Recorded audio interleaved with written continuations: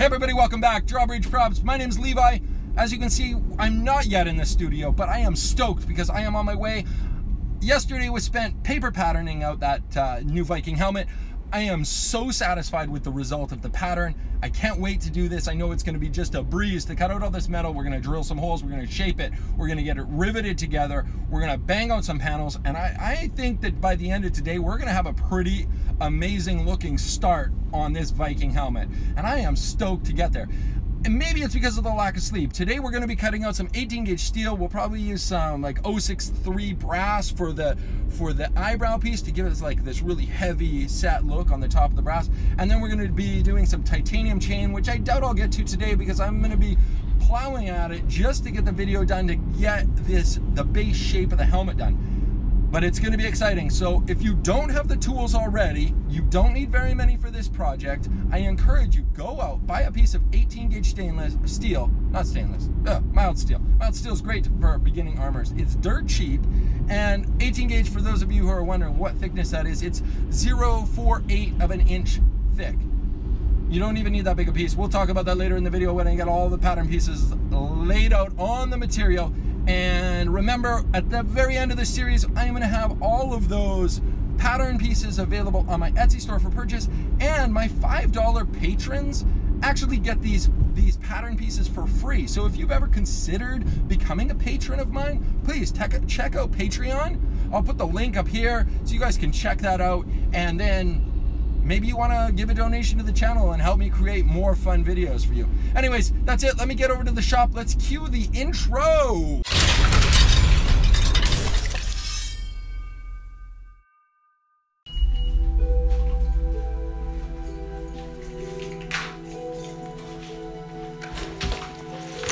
Okay, here I am. Here's the helmet. It's looking pretty great, and let's get this bench cleaned off because I made a bit of a mess yesterday, and get a piece of steel and let's cut some pieces out.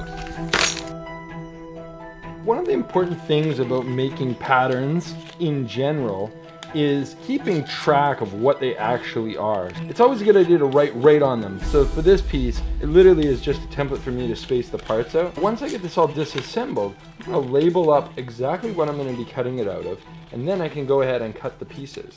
So we've got these couple pieces that are going to be brass right on the front, so we'll put those aside for now. This spacing one we don't actually need to ever cut out of steel. We've got the cheek plate, and then the front to back band is here, the side to side band is here, and the band that goes all the way around is there.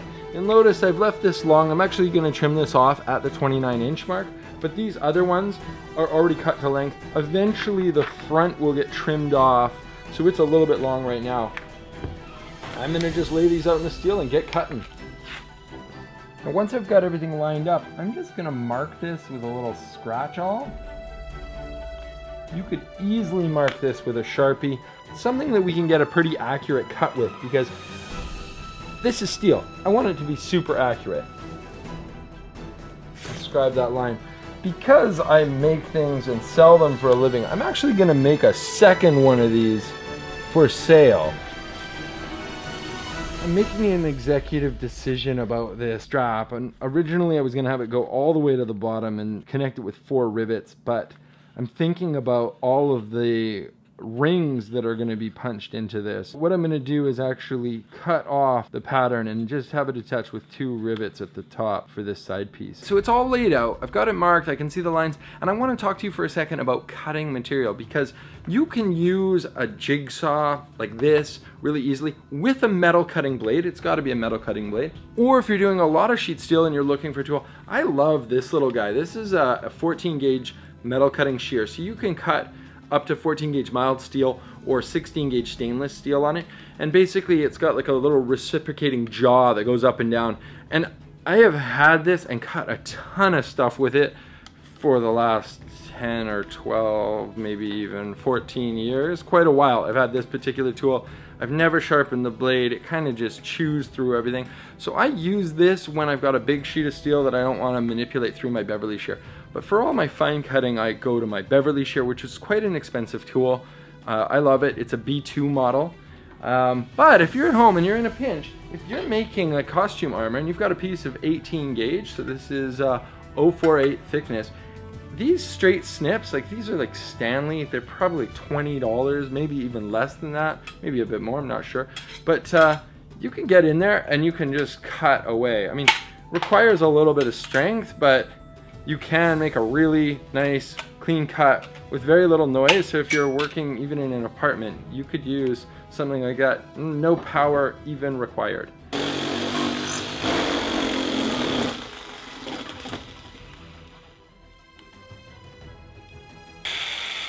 So of course, just as I was singing this thing's praise, it starts to give out on me. Let's try this again. I've had the whole tool apart and back together, and there's something wrong with the cord.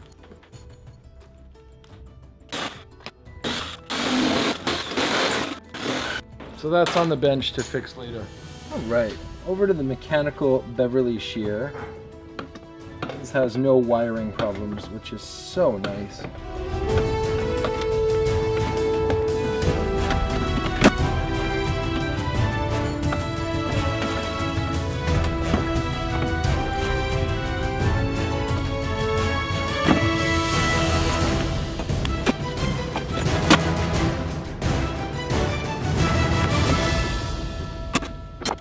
We want to get these mostly straight so that we can run it over to the belt sander. It's really important that you wear gloves at this point because these nasty burrs on here will just rip you open.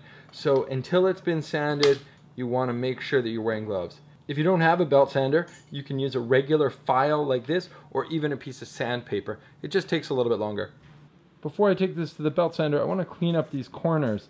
So I'm just going to drop them down on the anvil, hit them with this rawhide mallet just to make them straight.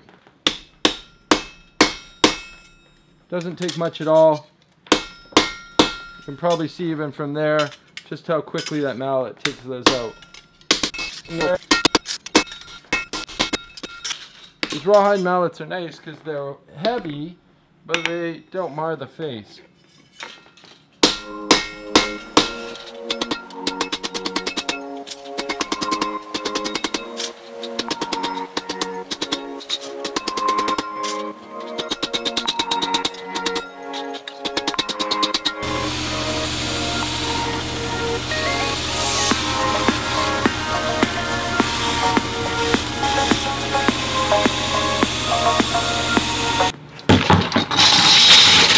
Alright, now that those are out of the sander, they are buttery soft, silky smooth edges. We have no risk of cutting ourselves.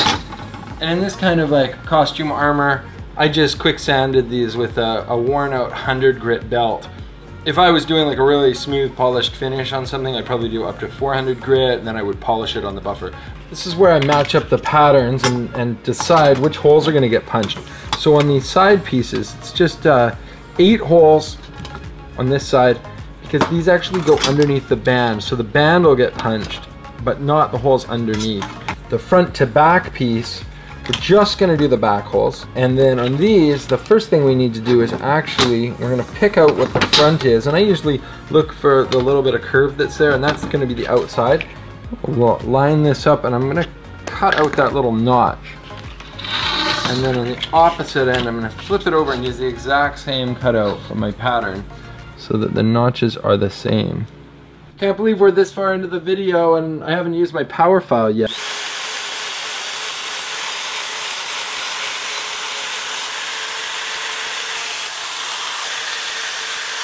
On the front to back piece, we're just going to punch and mark the back 4 holes. Now if you don't have an anvil, you can literally just do this on a piece of wood.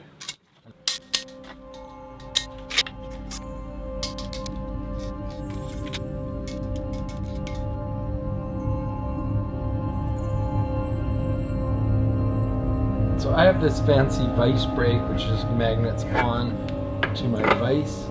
But if you don't have one of those, you literally could just put this piece of metal in the vise and tap it slightly with a hammer. But since I have it, I'm going to use mine. I'm going to line up the line that I scored on the back of it to designate center.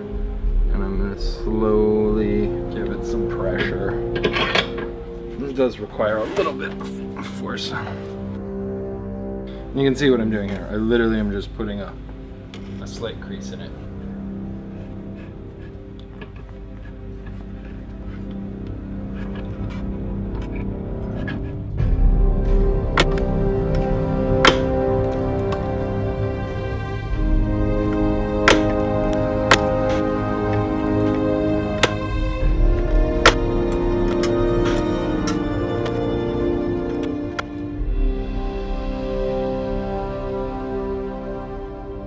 I've got all these pieces cut. This is going to be the side band side to side. This top one is going to connect at the back and then roll over, and then we'll punch the holes and drill through where it crosses to make sure it's nice and tight. Top band is going to get riveted on, and this bottom edge is going to be filled with a bunch of holes. So I grabbed a piece of chain, the titanium ring 16 gauge with a 3/8 inch diameter inside the ring. So I kind of laid it out, and I don't want to stretch it right out. I want it to kind of be a little bit bunchy. So I'm just going to grab one of my cutoffs and a handful of rings. I'm going to punch a series of holes and then see what it looks like. So I did have this little sample. I've got 3/8 spacing here, 1/4 inch spacing on this end, and the weave just hangs a little bit denser on this end, and I think that is preferable for this particular project. So I'm going to punch a series of holes at a 1/4 inch spacing.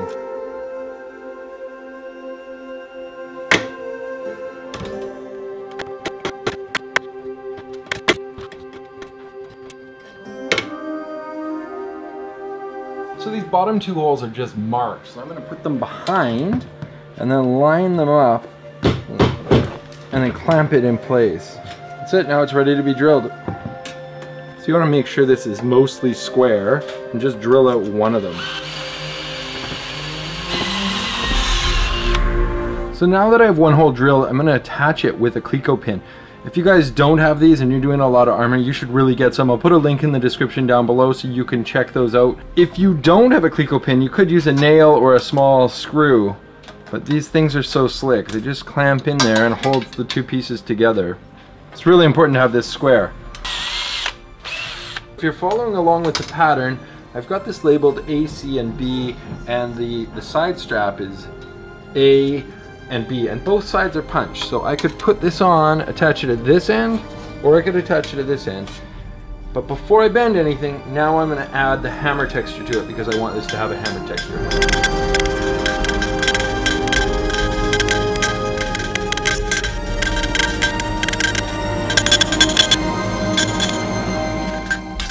Now that that's done, I can bend this, and this is 18 gauge, so it's pretty easy for me to bend it. And it tightens it up quite a bit.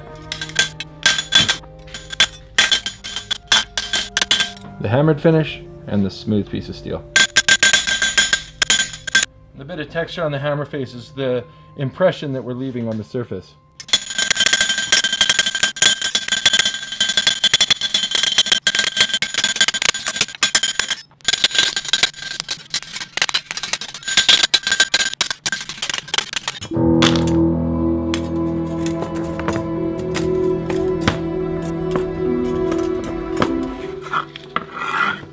So you want to shape this bottom band so that it sits, even though it's not connected at this end. It should be sitting so that it's basically touching. And then you have the overall shape pretty close to matching your head template. Then I'm going to use my side-to-side template. I'm just going to line it up with the holes that I've punched already. Check the length on the inside. I'm going to mark a couple of lines just like that. You can see why I use these cleco pins all the time, because this saves me so much time attaching this stuff. You want to slide this forward to the front of the bench, and then you're going to bring this band down and line it up in between these new marks that you've put on here. Clamp it in place and just see what that looks like. Look from the side and see if that's like a good profile.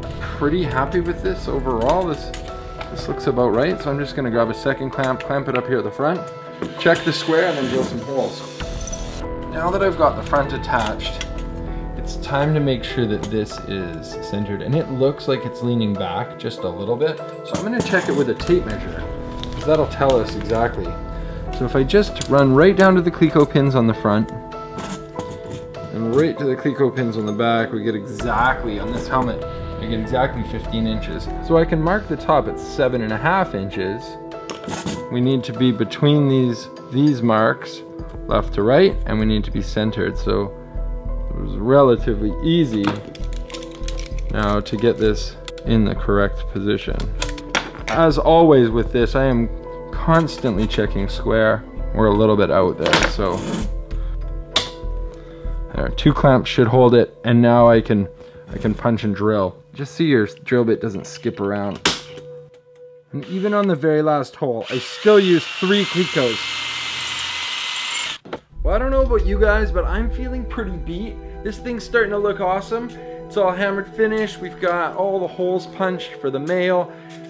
That's what I'm gonna get at tomorrow. I'll build these panels, drill a couple more holes in here, build these panels for these pieces, and start cutting out the oculars, the faceplate, cheek plate, eyebrows, all those extra pieces. But the hard work is done. This is actually it. Now that we've got it structurally there, I think the rest is pretty straightforward.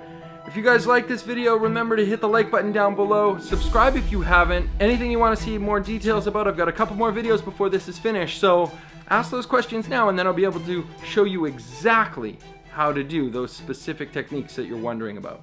And if you want to support me or buy me a cold beer for the end of the day, why don't you check out my Patreon page? You could give me a donation of a couple bucks a month to help me refresh myself at the end of the day. Thanks so much for watching. See you very soon.